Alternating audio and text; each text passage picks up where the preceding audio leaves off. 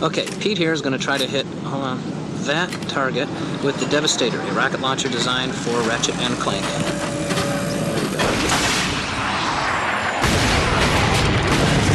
Oh, man! Oh! The Devastator. One of 36 weapons and gadgets not fit for this world. Rated T for teen.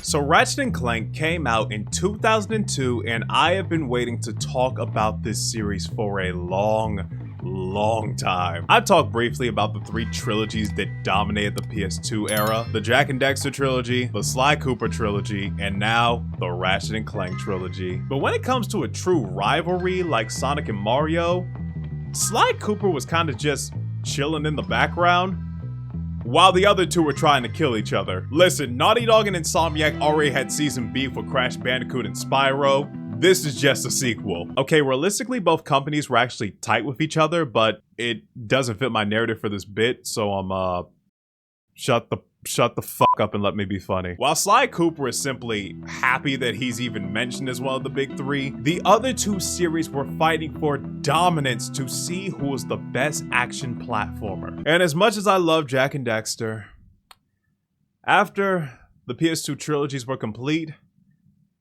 this is what we got with Jak and Daxter, and this is what we got with Ratchet and Clank. Yeah. It's quite obvious who won this war. That is the Morph Array, and that, of course, is Jerry. The Morph Array is used in Ratchet and Clank to turn your enemies into chickens. No, wait, before you do that, just explain to me how it's gonna work. Oh, it worked. Jerry's a chicken. Are you sure we can turn him back? Jerry? The Morph Array. One of 36 weapons and gadgets not fit for this world. Rated T for teen.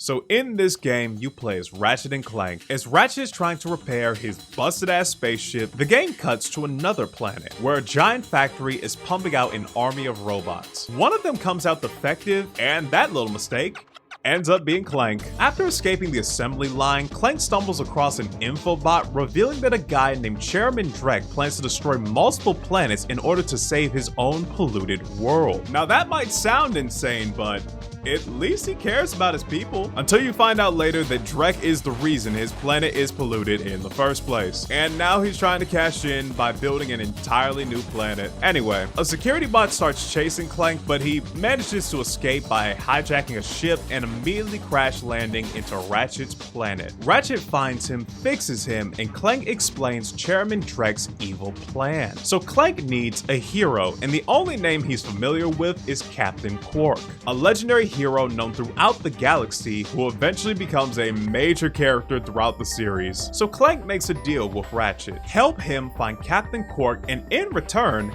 he'll repair Ratchet's ship. So now Ratchet & Clank's goal is to find Captain Quark and stop Chairman Drek. So the story for this game is amazing. In my review of Sly Cooper, I said that the series sits at the top when it comes to style and 3D platformers. And if we're talking pure gameplay, I'd probably hand that crown to Jak and Daxter. But the one thing Ratchet & Clank has over both of them is personality. Ratchet & Clank excels in its dialogue, atmosphere, and world building, creating a level of personality that no other 3D platformer truly comes close to. Alright, I think we're good after this. Alright. Listen up, you loudballs! What? That was the most pathetic display I have ever seen on that obstacle course! What? What do you mean?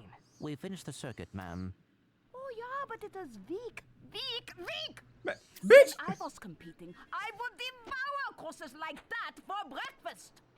Bet that's not all. If it were up to me, you would drill for the rest of the day. But somehow you managed to impress that fool Captain Quark. Captain Quark knows about us? He certainly does. And worst of all, he wants me to give you a prize for that ridiculous performance. Oh, thank you. What is it?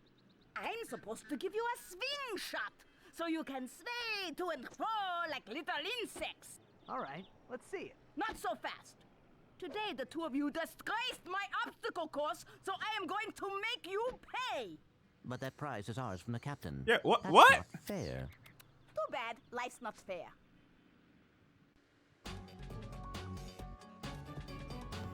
Can I just attack her? Like, I spent like the past like 5 to 10 minutes in that obstacle course just for her to talk shit. Can I just kill her and just steal the swing shot at this point? Cause I'm not having this disrespect. Nah. God damn it. Sweet. I bet Captain Quark uses stuff like this all the time. Ha!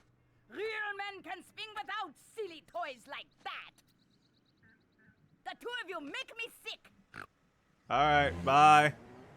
I hate you. Congratulations on your new Gadgetron swing shot. The world truly feels alive in a way that most platformers on the PS2 simply didn't. Every planet introduces some weird new character, bizarre civilization, or hilarious situation that makes the galaxy feel genuinely immersive. The Infobot recordings are probably one of the best examples of this. Instead of just dumping exposition onto the player, the game delivers story beats throughout these over-the-top commercials and parody advertisements that are genuinely funny. They feel like actual broadcasts you would see in this universe, and it added so much charm into the world.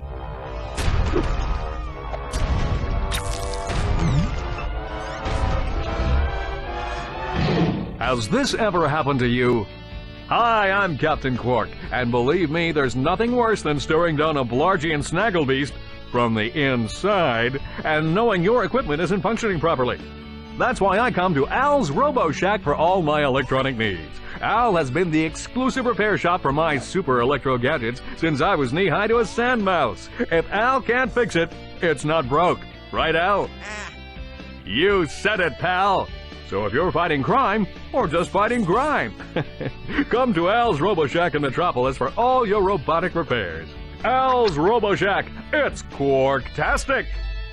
Even the smaller details stick with you. Something as simple as the help desk girl reading item descriptions gives the game this weirdly cozy charm. Her soothing voice turned what could have been a boring menu text into something memorable. It's little touches like that which made the game feel so immersive compared to a lot of other platformers at the time.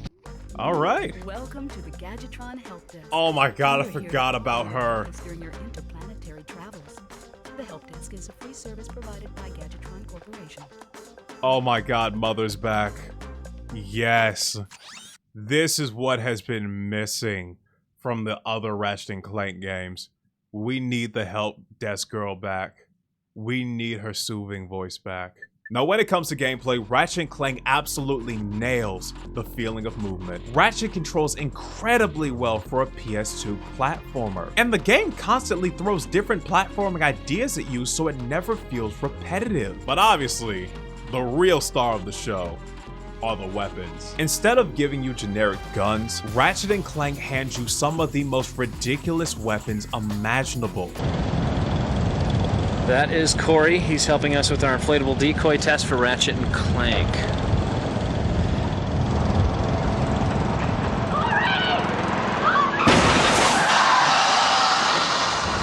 Oh, man. The inflatable decoy, one of 36 weapons and gadgets not fit for this world. Rated T for teen. Every weapon feels creative, and more importantly, they're all just fun to use. And even if the design isn't as cartoony as Sly Cooper, it is still such a unique design. Okay, hear me out on this. If I had to compare Ratchet & Clank to anything, I'd say it feels like an early 2000s DreamWorks film. The dialogue, the attitude, and the overall world all carries that same kind of energy. In the same way Shrek playfully poked fun at classic fairy tales, Ratchet & Clank feels like a tongue-in-cheek parody of space operas. Alright, let's get it. Check it. Y'all don't know nothing about these shortcuts. Y'all don't know nothing about them shortcuts.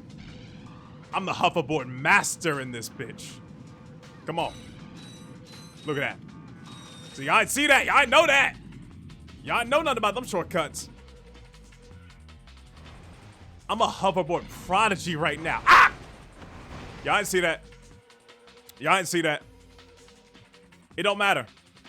I might be in 5th place now, but none of the other races know my shortcuts. They don't know how I be moving. I be moving crazy up in these streets. Ah! It is my distinct pleasure to introduce this year's HoverCon Intergalactic Champions. Let's give it up for newcomers, Ratchet and Clank. Yeah!